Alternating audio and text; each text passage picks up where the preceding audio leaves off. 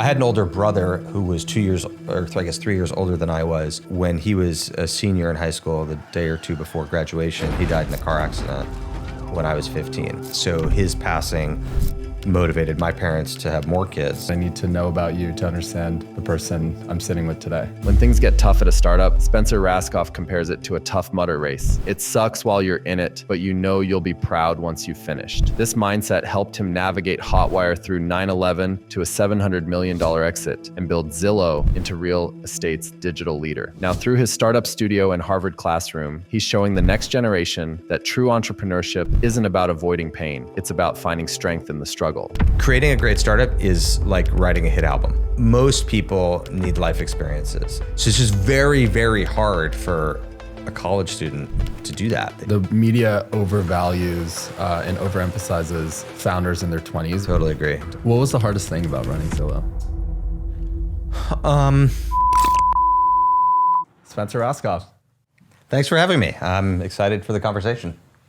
What are some of the earliest memories or things that I need to know about you to understand the person I'm sitting with today?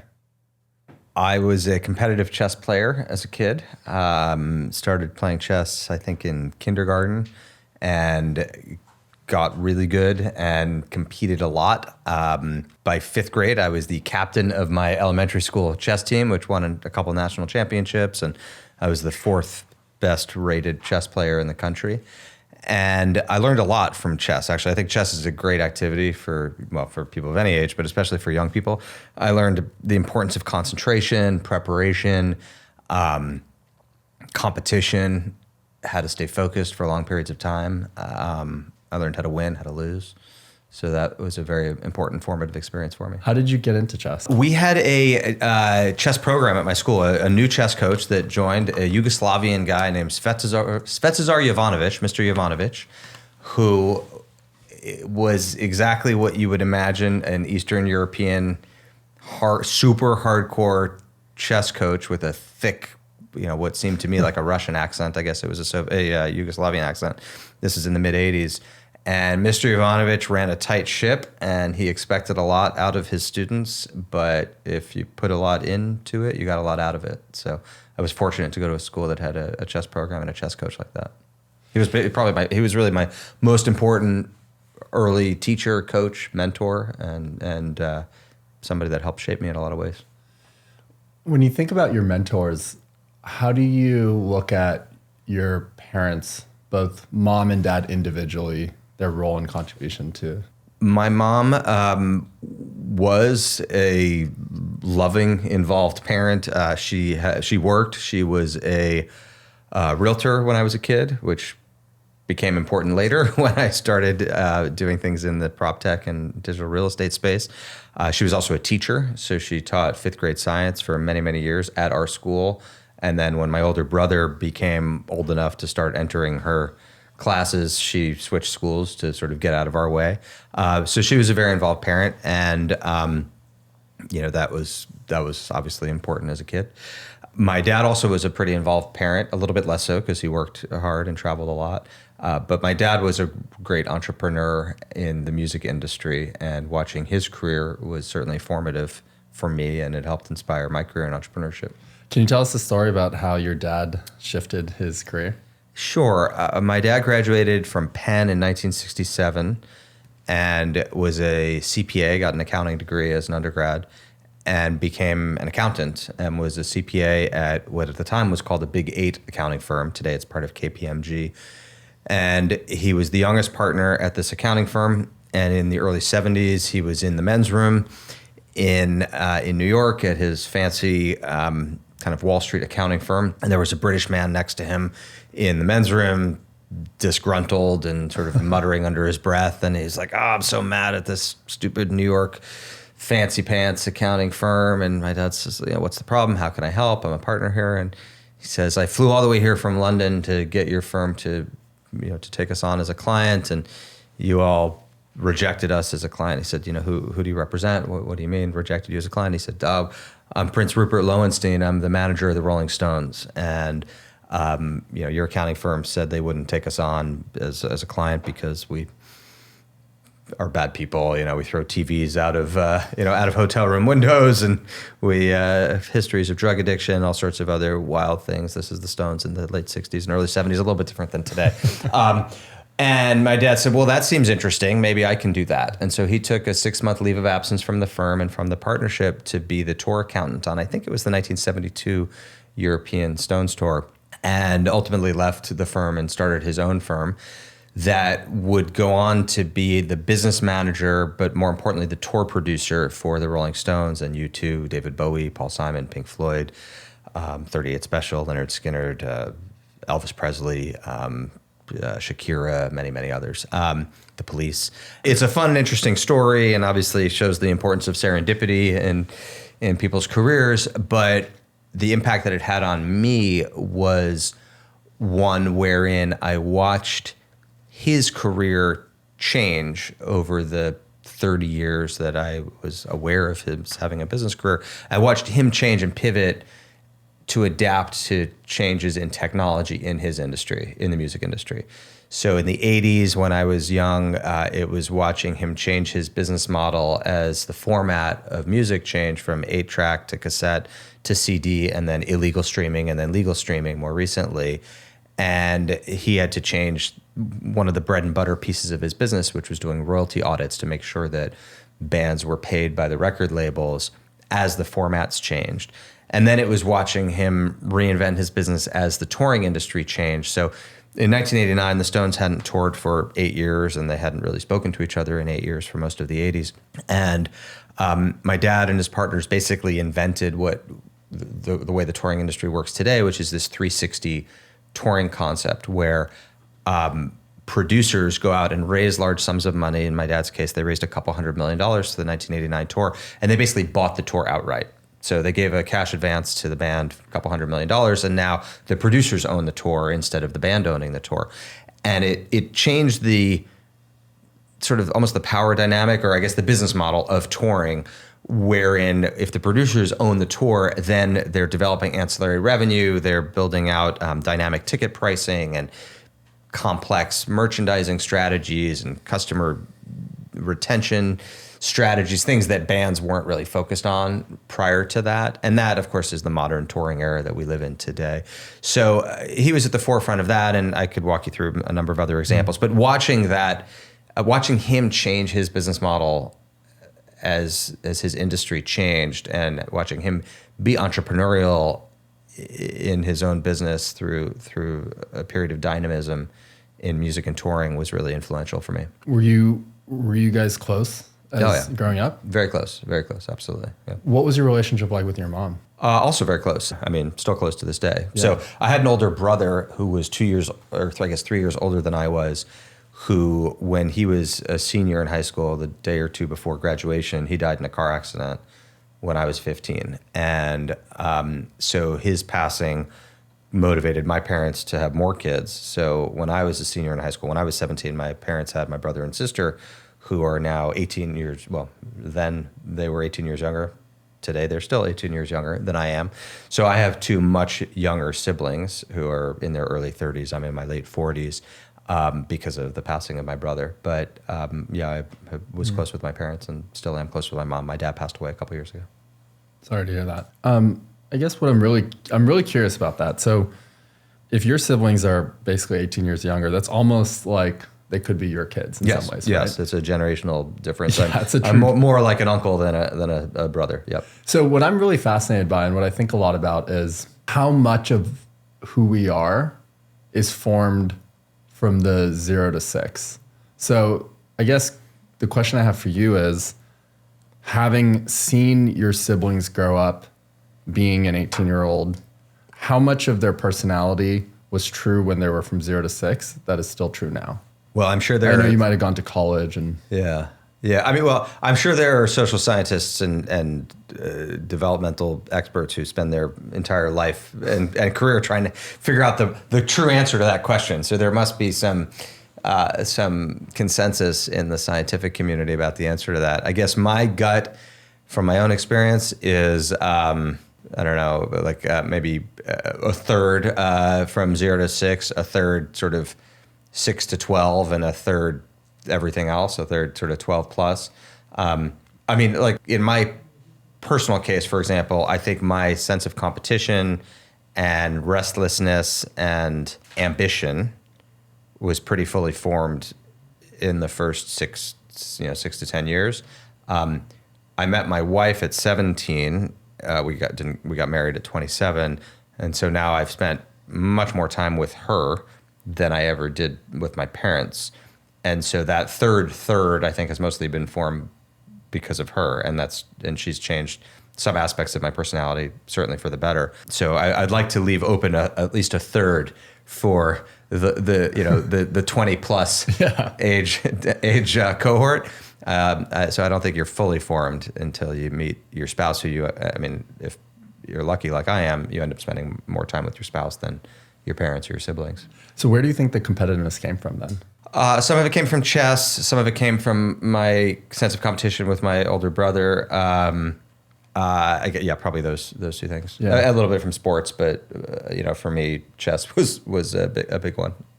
Something I think a lot about is how you have an interesting background, because it sounds like you grew up affluent. Yes. And in many cases, when I went to an international school in India, so my family moved from the Bay Area to India when I was 12. So I grew up with a lot of affluent kids. That's backwards. Yeah, it's exactly. You don't hear that. Yeah. You don't hear that very often. Yeah, exactly. Okay. My dad got offered the opportunity to join a startup in Bangalore, and we ended up moving in 2008.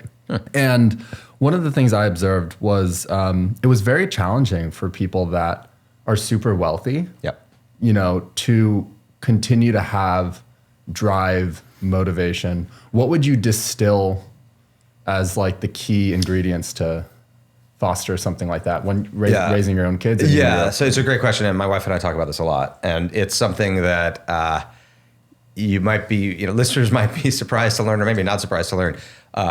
Affluent people talk with other affluent people a lot about this. This is a very, very common topic of conversation behind closed doors between me and my friends, of like, how do we make sure our kids don't grow up to be little shits? Yeah. And how do we make sure that they have grit and ambition? And this is a well-worn territory where people 2 or 3 generations after affluence end up destitute. So how do you avoid that? For me, my parents were very explicit with my siblings and me that we weren't going to get anything.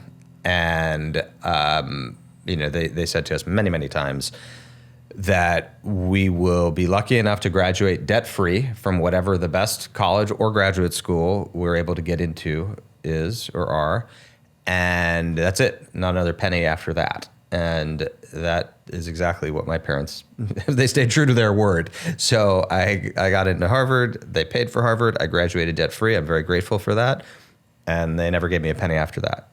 And if I had gone to graduate school, they would have paid for that. But they didn't give me a loan to start a business. They didn't give me any inheritance. I don't know if some trust fund, out there that I have access to or will have access to when my mom passes. All of that is off the table. And so knowing that, I had kind of no choice. I was like, well, I want to maintain this lifestyle. I kind of like living in a nice house and having lots of nice things because that's how I grew up. So I got to figure out how to pull that off. So I guess I'll go do that. So that's what my parents did with us. And that's a strategy. I think it works pretty well, or at least work well in my case. We're following that strategy with my kids. We've been very explicit with them. You're not getting anything, so you got to figure it out. And in my parents' case, it was not just you're not getting any money. In my dad's case, it was you're not getting the business. And because I said to him many times, I said, well, you have the coolest job in the world. Like, I want to do this. I want to produce tours for U2 and the Rolling Stones and David Bowie. And this is amazing. Like, what a cool job. There's no cooler job than doing that. And for me, the celebrity aspect of it wasn't even what I loved. I just loved being at concerts and seeing 50,000 people or 100,000 people be united and experience joy. And I mean, when everyone's together at a concert, it's the coolest thing. I mean, it's, I think, even cooler than sports when people are celebrating athletic achievement. And even that is really unifying and exciting. But concerts are even more powerful. So I thought I was really drawn to that professionally. And my dad said, chart your own path, go find your own way. And actually, I discourage you from this path because in my dad's view, it was too difficult by the late 90s when I was coming out of college. It was too difficult to be entrepreneurial in the music industry because it had become too consolidated. There were only a couple record labels. There was really only one or two tour production companies. He had sold his business by then. He just felt like what he accomplished in the 60s, 70s, and 80s couldn't really be done anymore in the 2000s or 2010s when I would have been building my business. So he said, go do something else. That's how I found grit and how I found my own path. So I think hopefully I'm not mistaken, but I read somewhere that your dad wasn't passionate about music. He was passionate about the business of music, but no, he wasn't. He didn't he would never listen to music. For example, I remember, I can think of 0 times in my house where I would walk into a room and he would have the Rolling Stones playing or something like that. No, he would never listen to music. He viewed it as work, and I think he viewed it. Yeah, I mean, he loved the business creativity connected with touring. Like, I remember he would come home and be like, okay, you two agreed to give us 2 years. Like, it's time to get everyone together. So we gotta, what that means is we gotta call the lighting guy, and we gotta call the set design guy and the trucking company and the merch guy, and and it's a startup. Like, assembling a tour is a startup. You raise money, you assemble a team, you motivate the team, you have a launch date, you generate revenue and profit, and it's like a startup which intentionally ceases to exist at the end of its run. So in that sense, it's kind of strange, but each tour was a new startup, and he was very excited about that and great at it, but the music was sort of an afterthought. So when I think about a lot of the greatest founders of our generation, or anybody that's done something great, usually it involves being bullied or like rough examples in school. Was that a part of your childhood at all? Certainly not in school. I mean, my brother and I fought a lot, like for, as siblings do, and sometimes with fists and sometimes with words and sometimes with both. But I mean, we were very, very close, but we also were brothers. But no, I was, I had a pretty boring school existence. Nothing, no bullies in the schoolyard at the private schools that I went to. So no, I didn't have that experience. So you just going back to the point about the affluent upbringing, because I think that's really interesting. It sounds like it's a common discussion point. What are other people doing? Well, there's actually a lot of, a decent number doing what we do. Okay. So telling the kids you're not getting anything now, whether people actually follow through on that is questionable. Did you believe it growing up? I did. You believed that you weren't getting it? Yeah. So that's one strategy. I think the other strategy is to try to get them exposure to the way the other 99% live, which is a little bit like, I don't know. I mean, that's important, obviously, but I'm not sure that's going to develop grit. It's like taking your kids to do charitable work once a month or whatever. Like, I don't know. I don't think that's going to teach them self-sufficiency, independence, and grit. It's important to give back, obviously, but I don't think that is the winning parenting strategy on this front. I mean, I guess I'm not sure people would articulate it this way, but I think when people focus their kids on achievement in any particular thing, that's the form of making them experience this type of grit and self-reliance. So if it's kid, you're going to be an awesome piano player and practice piano and play, and do concerts, etc. Like, nobody really expects their kid to go on to become a professional piano player. In fact, these people don't really want their kid to become a professional piano player. They just want to use that as a canvas in which to teach their kid resiliency. And that effort results in some sort of payoff. So that's what this achievement-driven culture is all about, I think, is about manufacturing the adversity that wealthy kids don't really have. They didn't really have to have 3 jobs while at school and walk 2 miles to the bus and deal with drive-by shootings outside their home while they're trying to study for school. Like those are real. That's real adversity. None of these kids have that. So we manufacture the adversity by pushing them to achievement in extracurriculars. I think that's the strategy that most people use to develop the grit and independence that we want our kids to have. You mentioned you read Die with Zero in a podcast. Yeah, I love Die with Zero. It's a great book. Happy to talk about it. Let's talk about that. What I'm interested in is, if you're not going to give your kids anything, how do you think about the wealth distribution? Yeah, well, so firstly, just, Die with Zero is a great book. Highly recommend it. It is a philosophy and a worldview that encourages people to carpe diem, that it basically says that we delay gratification and delay consumption and giving too much. And the examples that will help paint a better picture is it's like the person that's waiting to buy that ski house until they're older and have more money. It's like you keep waiting, and then you wait so long that you can't ski because your knees kind of give out. Or, I'm going to wait to go on that bucket list cruise until I'm older, and then and then you're too old. Or, I'm going to wait to get that vacation house until I have my life slows down. But then you've waited so long that your kids don't want to build sandcastles with you at that beach house because they're not interested in that anymore. So it's basically a live for the moment, life is short mentality, with the very provocative title of Die with Zero. My point of view with respect to wealth and wealth distribution for myself is we're already very philanthropic as a family, and will continue to be. And we're going to consume a lot also. And I've pulled forward a lot of consumption into the years where I can enjoy it more than later. I think when you're in your 70s, 80s, 90s, over 100, it's like, you're going to consume a lot less. And so you might as well enjoy it while you can enjoy it more. And then I'll just be philanthropic. Like that's, and hopefully I'm going to give my kids the most important gift, which is education and values, and hopefully they'll figure out how to make some money on their own. So going back to the carpe diem and the philosophy behind Die with Zero, I think about this a lot, right? I want to get your take here. So I feel like what tends to happen with a lot of people is when they reach a point in their career, their advice changes because their circumstance changes. In other words, when you reach success, the advice tends to be centered around appreciate the moment, take those vacations, do all of that.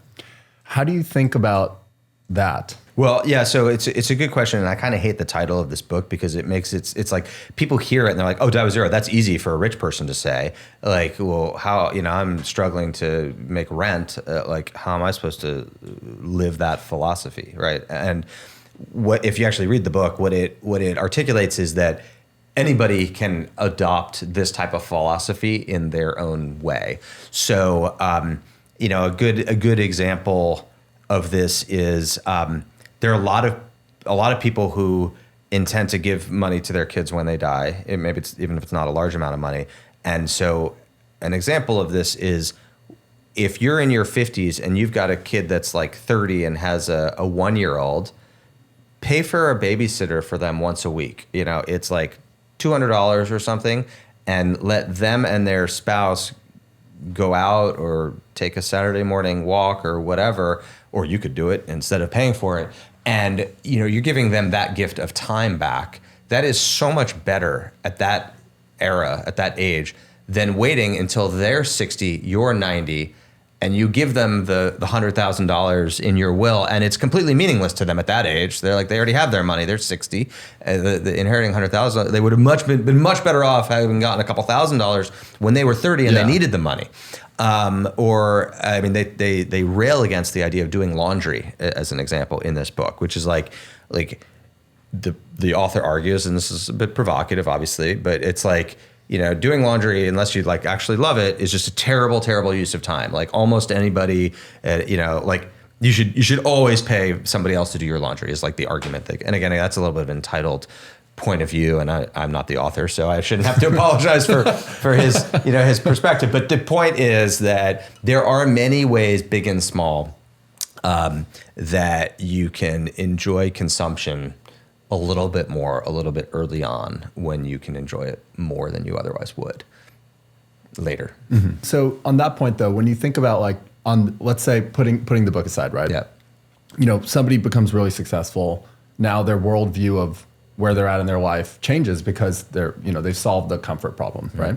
So their advice tends to be more around enjoy the moment, be present. But oftentimes the builders that got to where they are didn't do that in the early days. How do you think about that? Right. Well, when I think about the adversity that I've gone through professionally, and there's been a lot, and I'm still in the midst of it in a lot of cases, I wouldn't trade any of that for anything. When you're in the muck, it feels like crap, but that's what makes it that much more meaningful on the other side.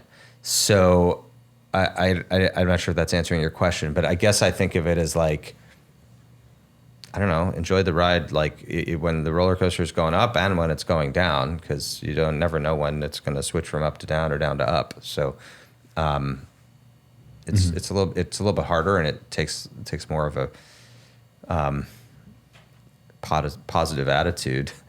But have you ever done like a Tough Mudder or something like that? Like, I mean, at Zillow, we had, when I first heard about Tough Mudders, I was like fascinated by it. And I'm not like an extreme athlete of any kind. I've never run a marathon, et cetera. But I was like, this is cool. Like, I want to try this. And so we did, I think 3 or 4, maybe 5, basically company sponsored Tough Mudders, where we paid for everyone's admission, and we did some pre-training together and stuff. And we had, I don't know, 50 or maybe 100 people doing them together. And it sucks. It is just awful. Like, when you're in it, you're just like, what am I doing? This is terrible. I'm getting my ass kicked, and I'm being electrocuted, and I'm crawling through mud, and I'm climbing over a 30-foot wall, and I'm bleeding and injured. And like, but when you're going through it, you know that it will end at some point, and you'll be really proud of what you accomplished, and that you'll be grateful and glad that you did, and that you're also being pushed in new ways and finding new strengths and skills that you didn't think that you had. And that's kind of how I think about going through business adversity also. I think that's a good transition point. I want to talk about like the Hotwire journey and how you transitioned mm-hmm. into building Hotwire, what that journey was like, and maybe some of the adversities along the way. Yeah. I mean, I started my career in investment banking. I did 2 years at Goldman Sachs, and then I moved in New York, and then I moved to San Francisco to work in private equity at TPG Capital. And this was in 1999. I wanted to be doing something more entrepreneurial and a startup. And we incubated the idea for Hotwire inside of TPG. I named it Project Purple Demon, because every idea needs a project name. And Purple Demon sounded kind of cool and badass. Project Purple Demon was hatched by TPG. We had 6 airlines: American, United, Continental, Northwest, US Air, and America West, plus TPG, who put in $75 million in seed funding. And the original idea was to create an airline consortium startup that would compete in the discount travel space. How did you get chosen to be the person on? Random. So we had a class of. But you were how old? 25? Yeah, I was probably 23, I think. Yeah, I was 23. So they trusted a 23-year-old to run. Well, I was staffed on it as basically a deal. Okay. And there were, I think, 5 associates in my class. 1 or 2 left to go to other startups. So maybe there were like 3 left, and so I had a 1/3 chance of being assigned to work on this concept with another more senior person named Carl Peterson, who was at TPG. He had been at Goldman Sachs with me as well. So he was kind of the like junior partner on the deal. I was the young associate on the deal. And David Bonderman, who founded TPG, he was the chairman of TPG at the time. I think probably still is. And he was kind of the co-founder and chairman of the company. So it was his idea. And he staffed Carl and me on it, and we wrote the business plan. We got the 6 airlines on board. We negotiated the founding contracts with the airlines. And at that point, Carl and I set out to interview through, I think it was Spencer Stewart, to select a CEO who was then going to take this idea and the founding documents and run with it. And Carl and I would stay at TPG. And we started interviewing candidates. And we quickly realized that there were 2 types of CEO candidates at the time in 1999 for a venture-backed idea. There were people like us, kind of in their early 20s, who the internet was pretty young. They had a couple years of experience of tech or internet. Maybe they worked at Yahoo or Excite or Lycos or some V1 internet company for a short period of time, but they didn't seem all that expert. They didn't really seem to have anything that we didn't have. And then there were also senior executives at Fortune 500 companies that wanted to try their hand at an earlier stage company. And we didn't really think those people were the right founders to take this idea and founding documents and seed funding and run through walls and eat cold pizza and pull all-nighters and do everything that you need to do to make a startup work. And so after a couple months of interviewing candidates, Carl and I said to TPG, we said, hey, how about you let us do it? And so TPG let Carl and me leave TPG to run it. Carl became CEO. I was co-founder, and I kind of had all sorts of titles. I think my title was CFO and COO for a while. I think I kind of settled on VP Corp Dev. Was a nice vague title that let me sort of do anything that needed to be done. What was going through your head though? Like, you're 23 years old. $75 million is, first of all, big even in today's world, for massive for a seed. Like, what is going through your head of this 23-year-old kid now running? I think what part of what was going through my head was, this is an internet boom time. I mean, there were companies going public left and right, and this is kind of a free call option. Like, maybe this will work and this will become a big internet company. If it doesn't, I can probably go back to TPG, and if I can't do that, I could probably go back to Goldman Sachs. So it was a relatively risk-free way to try a big swing at a startup that certainly wasn't fully funded, but it had cash that TPG had already put into it. So it seemed like a better move than quitting TPG and just sitting with a couple friends in a garage or a conference room to try to come up with the next startup idea. That seemed really risky. So this was a relatively lower risk way of taking a swing at a startup. Were you though in your head being like, why am I the guy that they're trusting to build this startup? Was there any imposter syndrome? The nice thing about the arrogance of being a founder, especially even at that age, it was a feature, not a bug. That arrogance quickly became humility when we started hiring people, and I realized that I actually didn't know anything, and that changed how I managed people. But no, at the beginning, I don't think I said to myself, "Am I worthy?" I just assumed I was. So then you guys are entrusted to run and build this company. Yeah, so we started in 1999. Things were going well. As I mentioned, when we started hiring people, we had a blend of kind of young tech people and then also experienced travel industry people. And in particular, I spent a lot of time building up the hotel and rental car verticals, which would become the driving force behind the company.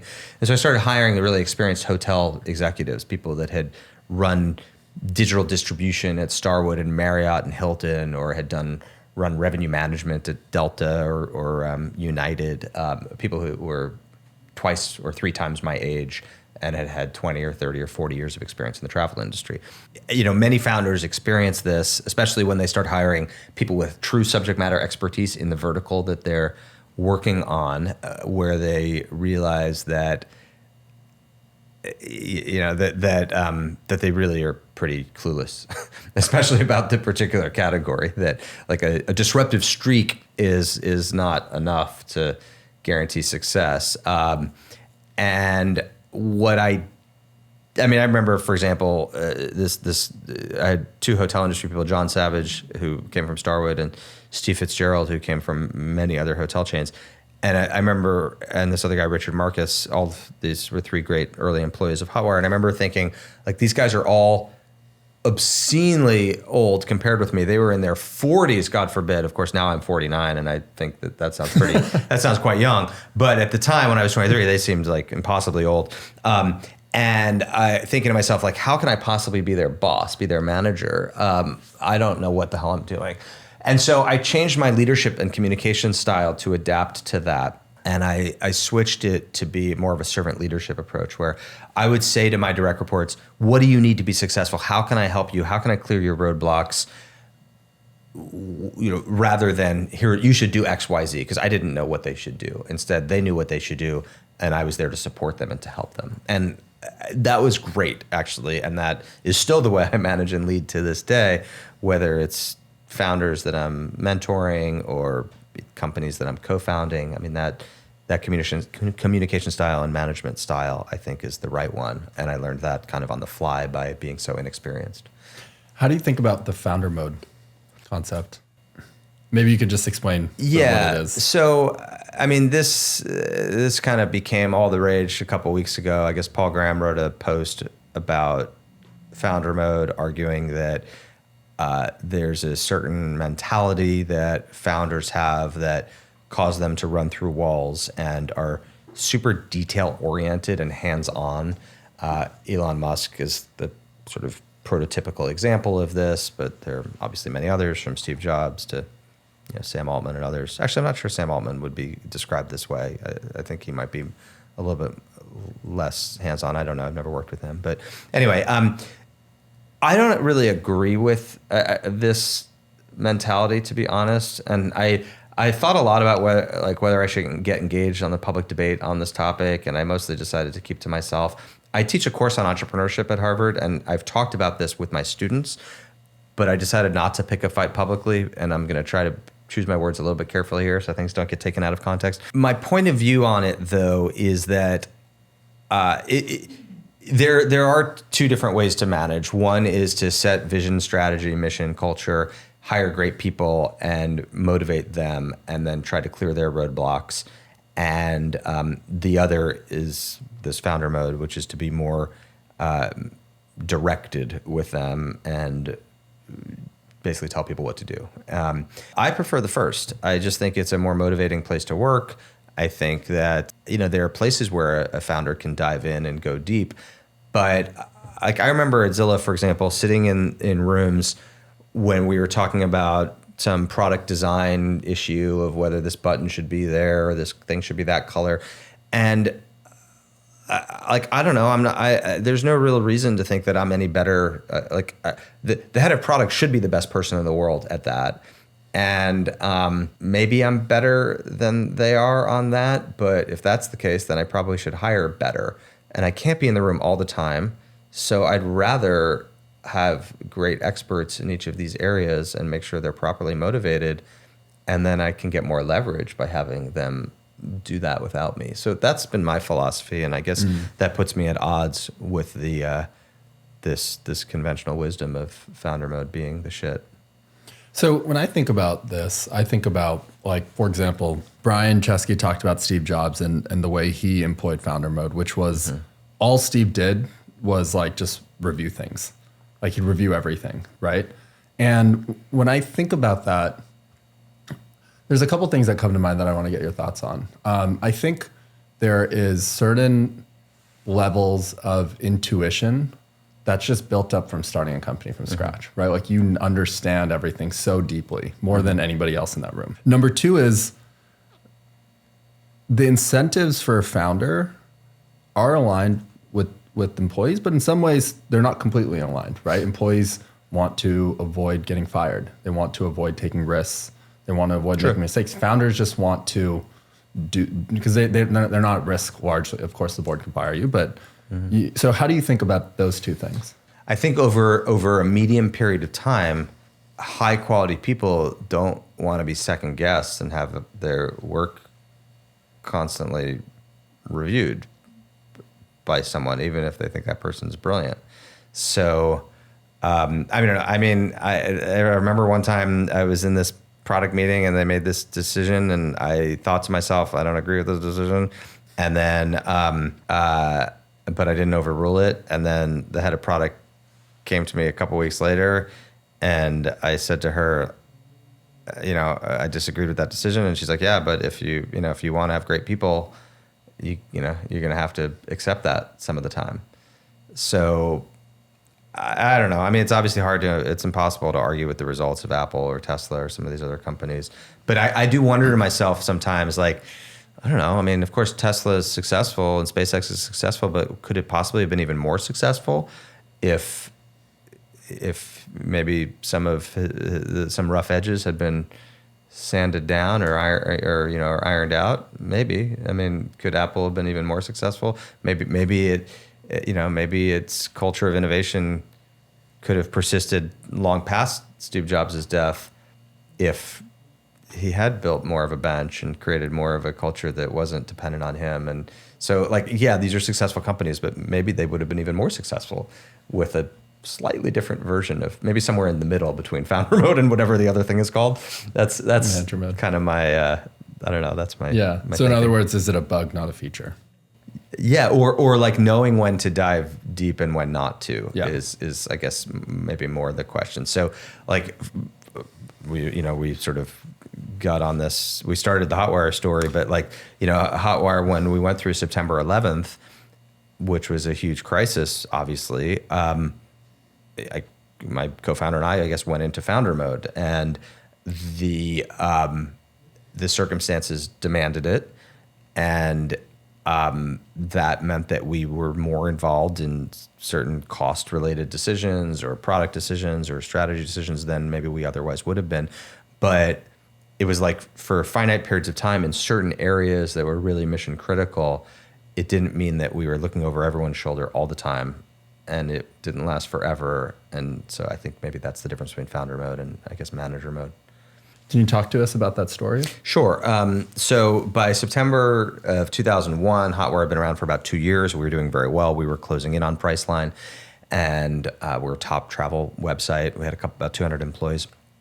And when September 11th happened, it was a disaster, obviously, for a couple of reasons. Number one, Hotwire sold tickets to the hijackers, not the September 11th flights, but the September 10th flights from, I think it was Bangor, Maine to Boston, Logan, that put the Boston cell in position. They bought those September 10th flights on Hotwire. The GC and my co-founder and I were alerted by the FBI, I think it was the afternoon of September 11th, about this, and they wanted to know what we knew about these customers of ours.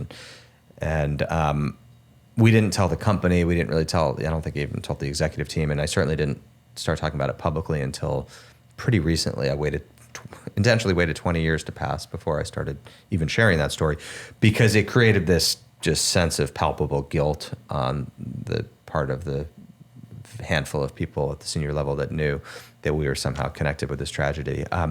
Number two, I was at the Millennium Hilton at the foot of the World Trade Center on September 10th and September 9th. I spoke there at a conference on, I think, September 9th. I stayed there that night, and in the morning of September 10th, I flew from Newark to SFO, so that exact flight, I think it was Flight United 93, that I was on September 10th. So I was just saved by 24 hours, and the Millennium Hilton was crushed by the World Trade Center, and that's where I had stayed and had spoken at this conference. So that was, that was deeply troubling for me. And then from a business standpoint, we had tens of thousands of customers stranded. We had hundreds of thousands of customers that had bought a non-refundable product that were now seeking refunds because they were afraid to fly.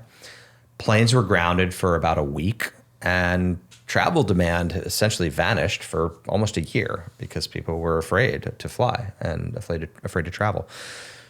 Not a good time to be a travel company. And so we sprung into triage mode and cut the company from 200 people to 150, cut our marketing spend, renegotiated our deal with our credit card processor, shut down business lines, refocused the whole business towards the hotel product and away from air, and sprung into action, which, to my surprise and delight, managed to save the company, such that by 2 years later, we were on track to go public. We hired Goldman Sachs, my old firm, to take us public, and we were IPO ready, and Expedia ended up coming in and buying the company for about $700 million instead of us going public. So it was a very, very, very difficult, trying time. Oh, and we did a down round. Sorry, I glossed over that. We raised another $20 million from TPG, which helped rescue the company. And back to the Tough Mudder analogy, like, it sucked. It was awful. During it, I hated it. And yet I'm so grateful that we went through it and the company became stronger as a result and probably had a better outcome as a result of the adversity that we faced. What, apart from resilience, makes you a great founder? A great founder can modulate between the optimism of the belief in the size of the prize with the realism and pragmatism of making sure that they don't run out of money. And so it's a real bipolar requirement for a founder and CEO to be able to sort of shift gears between those two very different. It's like, oh my God, we're going to disrupt $1 trillion industry and this thing is going to be huge. And then 10 minutes later, they need to be looking at a spreadsheet saying, oh God, I have 8 months of runway. Like, what am I going to do? And being able to context shift and communicate differently in those different settings and square that cognitive dissonance between those two very different emotional states is really important. So you guys sold Hotwire. I think I read somewhere that you walked away with $1 million, which yeah. is smaller than a founder should. Yeah. When you think about risk, maybe you can tell us what you did with that money, and then Sure. Yeah. I mean, because of that down round that we did shortly after 9/11, the common equity was basically wiped out, and so the investors did well, the airlines did well, the preferred did quite well, but management and the employees did pretty poorly. I made about $1 million from the sale of Hotwire. I bought a house. We moved to Seattle because Expedia, which was our new parent company, was based in Seattle.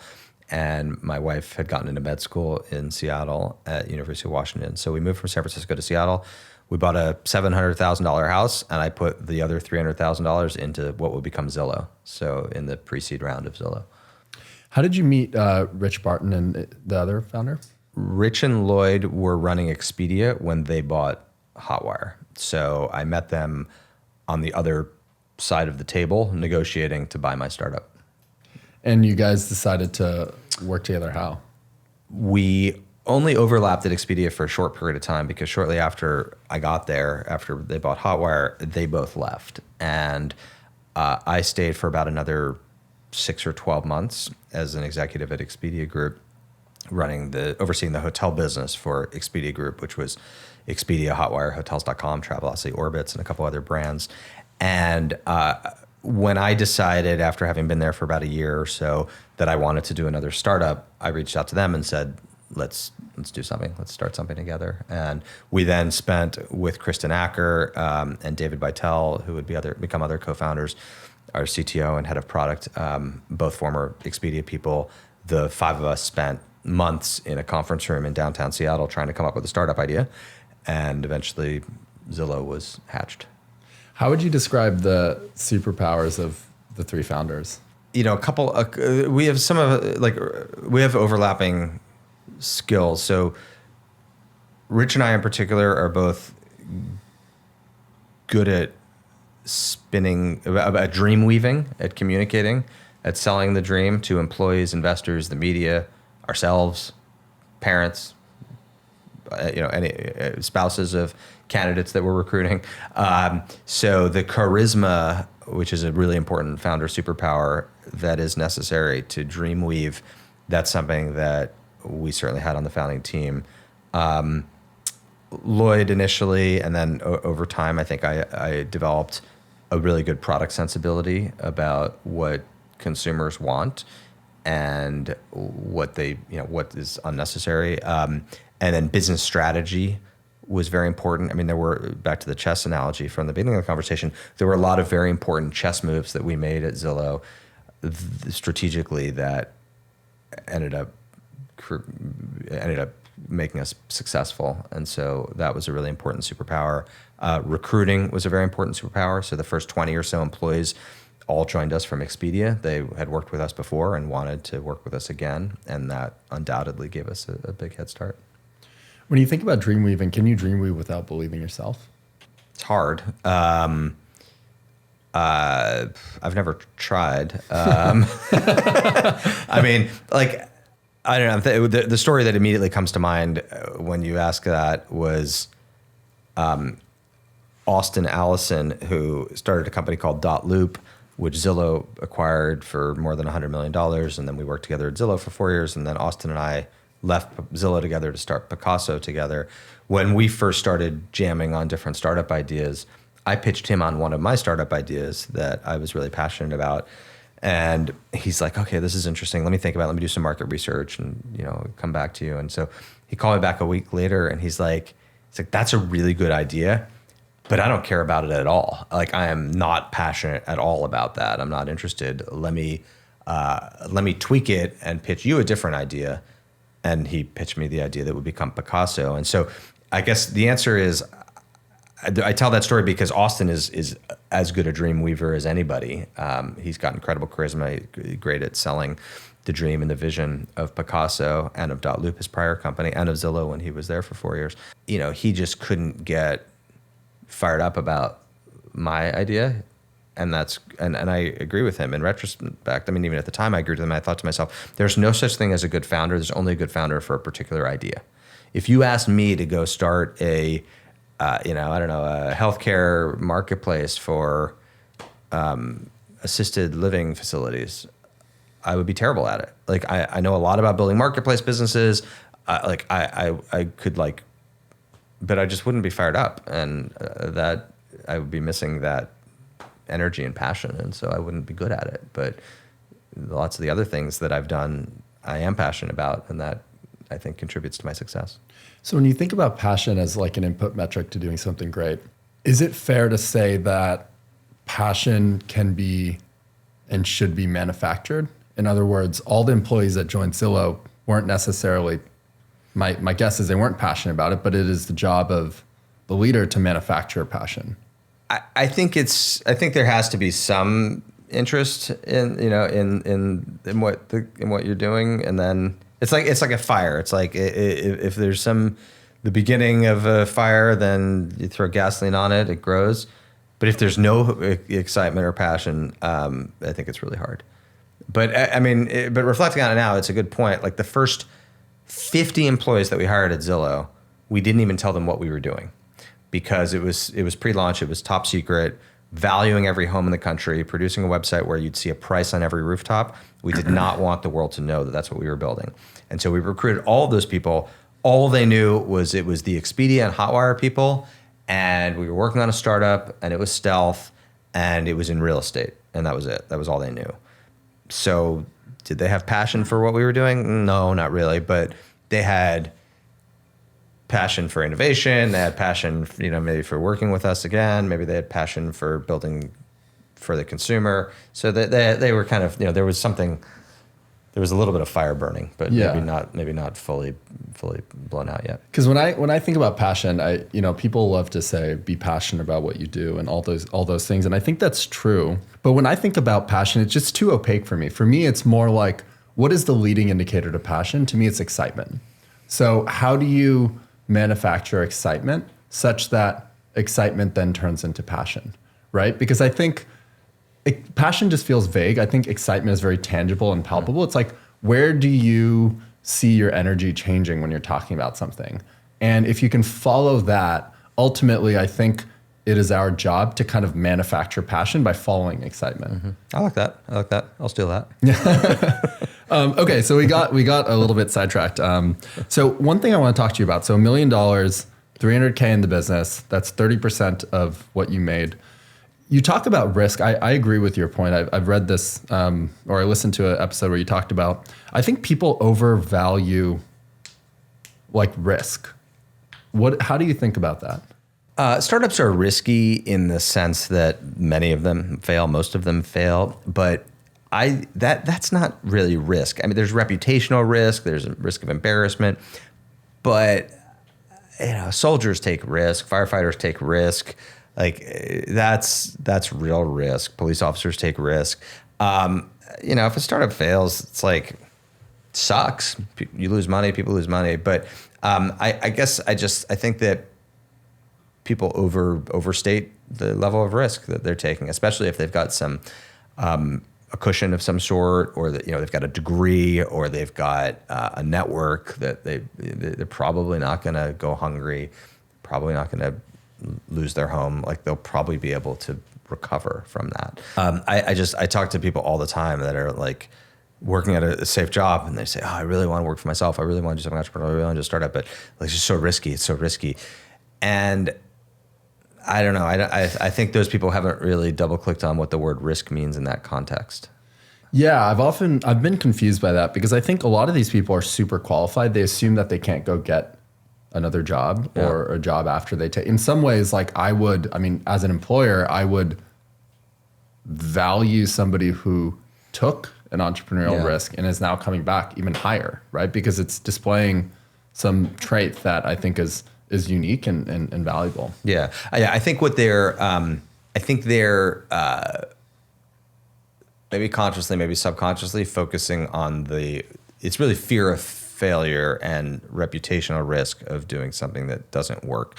And this really loops back to the adversity thing about kids, because kids nowadays they're so coin operated of like, put in work, achieve success, like get a trophy, get a medal, and the outputs are well understood. It's like, if I do well in this middle school, I'll get into this high school. I do well in high school, I'll get into college. I do well in college, I'll get that job or get into grad school or whatever.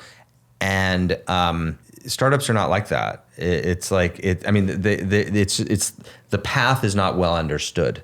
There's no clear if then. Like, if I do X, then I will get that job. If I do this, then I will get that academic or athletic achievement. And so you have to be comfortable with this ambiguity and opacity, and so that is risky. It's like not being able to see clearly. It's having like fog in front of you. That's the risk that some people aren't comfortable with. Do you think founders are born, not made? And what percentage would you associate either side? Are founders born or made? That's a good question. No, I think some can be made. Some are clearly born, but I think some can be made. I'm working right now on 2 startups with 2 founders, two sets of founding teams, 2 people each. They're both in their mid to late 40s. They've had good careers in big tech and small tech, and now they're just decided to start something on their own, and they've been made. They've been made into becoming founders. They've seen how other tech companies work. They've watched a lot of other founders, and now they're ready to try it on their own. And I don't think that 20 years ago when they were born, or I guess 40 years ago when they were born, they were ready. So they've been made. Which makes sense, because I think the media overvalues and overemphasizes founders in their 20s as being the like... Totally agree. So, as I mentioned, I teach this course on entrepreneurship. So I've got 125 undergrads, and about half of them are trying to do startups while at college, while in Harvard. And it's hard. I don't quite discourage it, but I'm pretty sober with them. And I think that the path, I describe it this way. And you'll be excited about this. I don't think I've ever said this on a podcast. I know you told me you wanted me to come up with original content. So, I think a startup, this takes us back to music where we started the conversation. So I think creating a great startup is like writing a hit album. And there are some people that at 17, 18, 19 are able to do that. They just go into the studio and boom, they've got so much genius, they bust it out.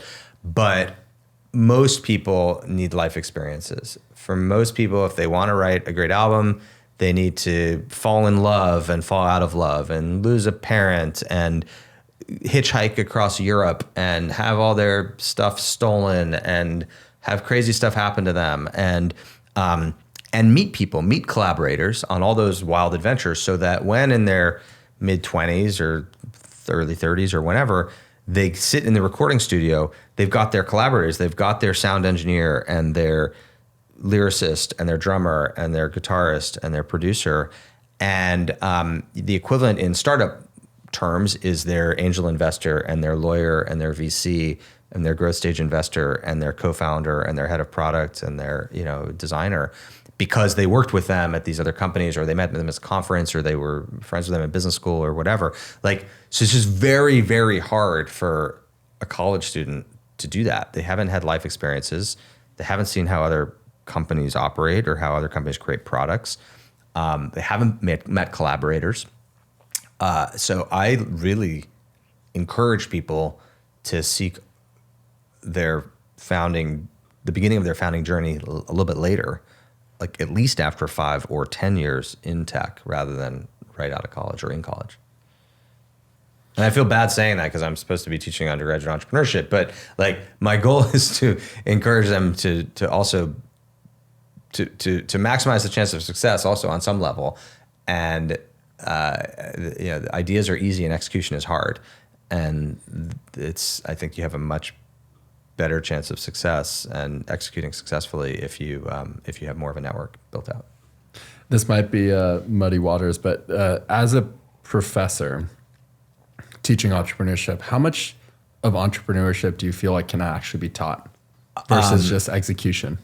I think a decent amount. I think we do a case study method. So we're talking through real case studies. I don't know, for example, last week we had the co-founder, Eddie Liu, the co-founder of GOAT, the shoe marketplace, come, right? And he and I are discussing with the students solving the cold start problem. You need suppliers and two sides of a marketplace. And how do you jumpstart a marketplace? And how do you deal with managing brand reputation risks? And I mean, there are a lot of people there that are doing marketplace businesses, and the lessons of GOAT or these other marketplaces that we study are pretty applicable to anyone, and that's building that type of business. So I think that a lot can be taught.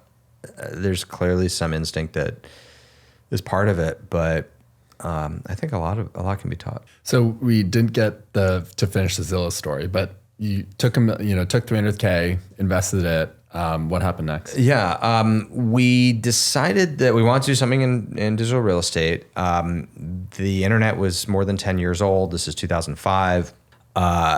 Yet there was no consumer-focused real estate website out there. There were lots of brokerage or real estate agent-focused websites that prioritize the professional at the expense of the consumer. But we thought there was an opportunity to prioritize the consumer and put the consumer first.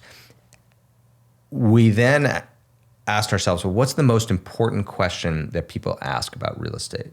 And the way most websites answer that question is, well, what's for sale? And of course, what's for sale is important, or what's for rent, that's important. But we thought the more interesting question that more people asked was, what's my house worth? And that was differentiated, and there was nobody answering, well, what's my house worth, and what's your house worth, and what's my ex-wife's house worth, and what's my parents' house worth, and what's my boss's house is worth. And we thought that would be fun and voyeuristic and potentially viral. And so we spent about 6 months building the first version of the product, which let you type in an address and see a Zestimate of that home value and see prices on every rooftop. And it was an instant hit. This is February 2006. We had more than 1 million people come to the site on day one. The website crashed. We had 4 million users on month one, and it was a short month. And we became a top 5, maybe top 10 real estate website with no listings. So for the first 2 years of Zillow, from 06 to 08, we had no listings of homes for sale. And yet we were a top real estate website. And it wasn't until the global financial crisis, the real estate meltdown in 2007, 2008, that we started adding listings to the site. And that's what allowed Zillow to really become number one. And the feature set that people know of today of reviews of real estate agents and mortgages and homes for sale and apartments for rent and homes for rent, all of that got built out over the next 15 or so years as when I was CEO. And then M&A played an important role as well. We bought 17 companies when I was CEO, including our big competitor Trulia and StreetEasy in New York. And so acquiring these other companies was important. And then getting public was important because it gave us a currency to do acquisitions. And, company became big. What was the hardest thing about running Zillow? I mean, it scaled very fast. Got up to a couple thousand employees in just a couple years. And managing a scaling company is really hard. Like keeping organizational focus, recruiting great people, retaining people, motivating people. Like I was basically the head of HR. Like that was I think this comes back to the founder mode question. I think a great CEO is essentially the head of people. Some people might say that a great CEO is basically the head of product, which is kind of the founder mode argument, or perhaps the head of sales. I think a great CEO is basically the head of human resources. Do you think you had high product IQ? I developed it. I don't, I developed it starting at Hotwire, and then I got quite good at it at Zillow, but I built it over time. And now I think I have it, but that took a while to learn. And I spent a lot of time, I spent a lot of time on consumer insights, which I think help create product intelligence. And we all use these products, and there's I don't think anyone is, I guess Steve Jobs breaks the rule all the time, I guess, but I'm not sure anyone's really born with any, the way Beethoven or Einstein or, have this God-given talent in their areas. I'm skeptical of that on the product side of things. And maybe that's just my own bias, because I feel like I developed it through a lot of hard work and a lot of consumer insights and a lot of competitive intelligence and just putting in the work. But yeah, I feel like I built it over time. Yeah, it's funny. This is what concerns, it's been an evolution for me on how I think about advice since starting the company versus now. Mm-hmm. I think because I had less self-belief 7 years ago, that I would outsource the decision to others. In other words, I would ask for a lot of advice. I'd take the median of that advice, and then mm-hmm. I'd make a decision. And what I feel like I've learned over the last 7 years is that, I've mentioned this before, but I think self-belief, I think self-belief is earned. It's something that you build up. If somebody tells you, oh, you're an unsuccessful founder, you're not going to believe that because you've built evidence to prove that. Mm. But if somebody tells you something that you may not have enough evidence for, you may not believe it. So I think this has been kind of an interesting evolution for me. And the reason why I'm talking about this is people like to prescribe oh, you must be a product founder. Mm-hmm. You must be, the CEO must be obsessed with product. They must, Brian Chesky says this. And the reality is we can find one example of a great company where the CEO wasn't product. There's no firm rule. Yeah. And it sounds like you don't prescribe. I totally agree. I think I'm a generalist, and I guess what I was best at was the HR function of just recruit, retain, motivate great people. If you clear their roadblocks, they'll build great things. So probably if you look at every department in the company and you stack rank what my skill sets were, I probably would say people, number one, number two, probably marketing, number three, probably product, and then I guess probably four, sales, and then probably engineering at the bottom. I mean, I've never written a line of code, and I've been a tech exec for 30 years. I understand technology a lot, but I'm not an engineer. There's no one. If you put every CEO, every tech CEO stack rank those functions, you probably would have product. It would be kind of the plurality at the top, would be my guess, especially on the consumer side. But I think you'd be surprised by how many sales is number one, and they're a decent number. I think of a Jeff Weiner, for example, probably would put HR like me. I think Jeff's stack rank will probably be pretty similar to mine. Satya Nadella, I think probably would put engineering at the top, but over the last 5 years, I think he probably would put people and if you read his book and you listen to his podcasts or you watch him interview and stuff, it actually is a lot more people than you might expect, being at the top of his stack rank. So there's no one formula. Yeah, it's interesting. I mean, Brian is an outlier in and of itself because he's one of the few designer CEOs, right? Right. So there's no rule of thumb. And actually, finance should be, or finance / corp dev / maybe strategies. Maybe that's all kind of one category, and that also you should sort of stack rank. And you'd probably put that. I mean, there are obviously in private equity or investment banking, like the CEOs of those companies, that's going to be towards the top. But that's another important function that probably gets not talked about enough when you think about expertise. Just on that front, like for example, Airbnb, I don't think has done hardly any M&A. I've been told that Brian doesn't do any IR, like investor relations. He doesn't meet with investors. He doesn't talk to analysts. He just like does not engage in Wall Street type stuff. I don't know if that's true or not. That's what someone told me. I think he puts in his personal stack rank, he puts that pretty low. For me, I put it pretty high. Like it was something I thought engaging with shareholders, analysts, and Wall Street, I thought was really valuable. I thought it made me a better CEO. I thought it made the company better.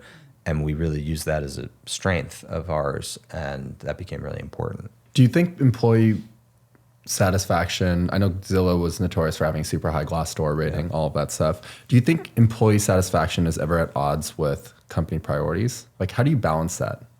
I mean, when times are tough, it can be hard to continue to prioritize employees.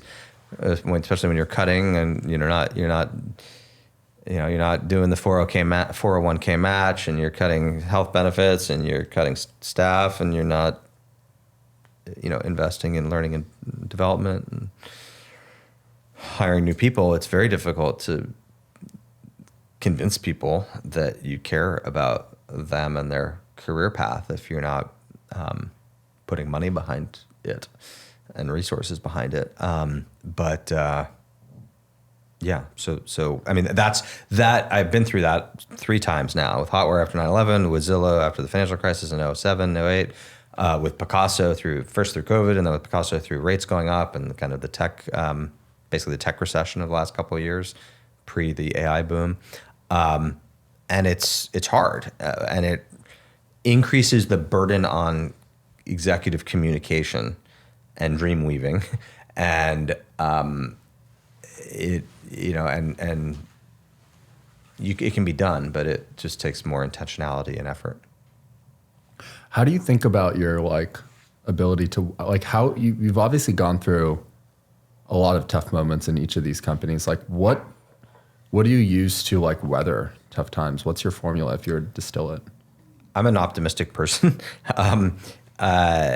This too shall pass is kind of a pretty common mentality that I apply to things. It's like, this sucks now. Like I've said several times, it's like, someday we'll look back on this and be glad that we went through it. Like it doesn't feel that way today, but it will probably be that way in the future. And I can credibly say that now because it's happened a couple times and I've gotten through. Zillow was also on the ropes during the financial crisis. We also went from 200 people to 150. We avoided the down round, but it was pretty touch and go. It was a total global meltdown in the real estate industry, and we managed to manage through it, to navigate it. So I have a little bit more experience and credibility when I say we'll probably make it through this and someday we'll laugh about it, because I've done that now a couple times. We talked a little bit about Harvard and your experience there. Is that a passion project largely? It is, for sure. And this is my 4th year. First year was at Harvard Business School. The last 3 have been at the college. And there are only 3 undergraduate entrepreneurship classes at Harvard College. I co-created 2 of them, and the 3rd one is how to do a nonprofit startup. I'm proud of that, and it is a total passion project. I fly every week, 16 weeks in a row, from LA to Boston. Usually about halfway through the return flight. I fly Tuesdays, I teach all day Wednesdays, I fly back Wednesday night, I get back to LA around 1 a.m. And usually hour 4 or 5 of the 6-hour flight on the way back, I ask myself, what am I doing? Why on earth am I doing this? But by Thursday or Friday, I'm back on track and excited to go back the next week. And tonight, it's a Tuesday. I'm on a red eye tonight because I had to be in LA during all day, so I couldn't fly all day. So that's even worse when I have to take a red eye. So I do it every week. It's a passion project, and the reason I do it is because I want more highly accomplished, high-achieving young people to go into entrepreneurship. I want fewer of them to go into financial engineering. and more of them to build and create and build cool stuff that the world will benefit from and they will benefit from having created. And I think that these top schools have just too much of a brain drain into financially oriented disciplines like investing and investment banking, and not enough of a focus on entrepreneurship and creation and building. Are there any stories from students and their journeys? I mean, hundreds. As I said, many of my students are doing startups. A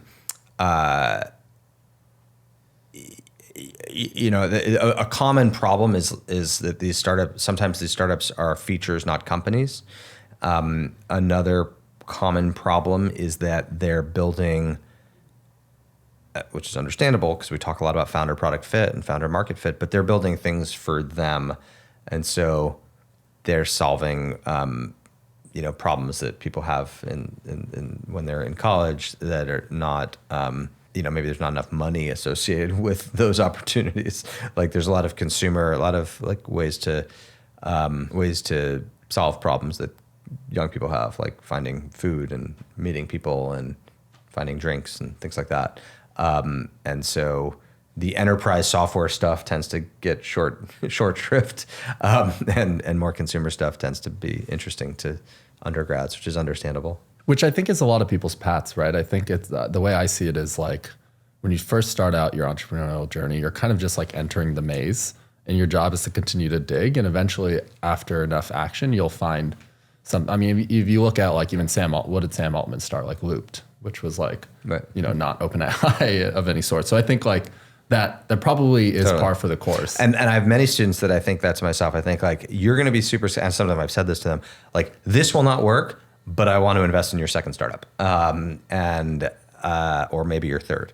And so that's definitely the case, which comes back to why I'm encouraging them. Like go work for 2 years at Google or 3 years at Amazon, then go to a Series B company and be a product manager or, corp dev or strategy or partnerships or sales or something if you're not technical. And then when you're 26, let's talk. So you'd recommend that path as opposed to right out the gate, just try to start something. That's right. I mean, there are an infinite number of paths. If listeners or students think to themselves, okay, I want to be someday a tech CEO, I want to found a big company, or a company that will become big, there are as many paths as there are people. But I really like the path of 2 or 3 years in big tech, 2 years in Series A or Series B, and then either business school or straight to startup.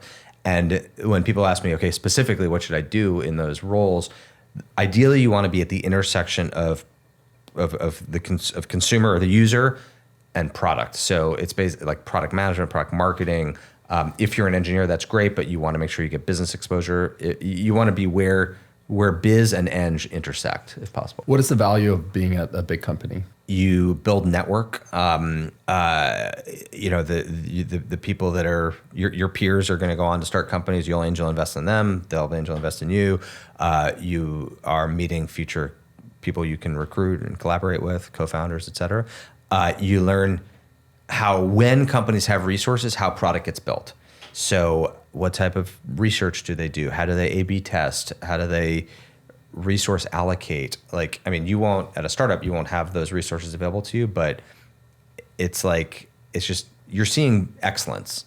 I mean, if you're seeing how Google does it or Uber does it or Zillow does it, and those are the category leaders. So you want to go see excellence.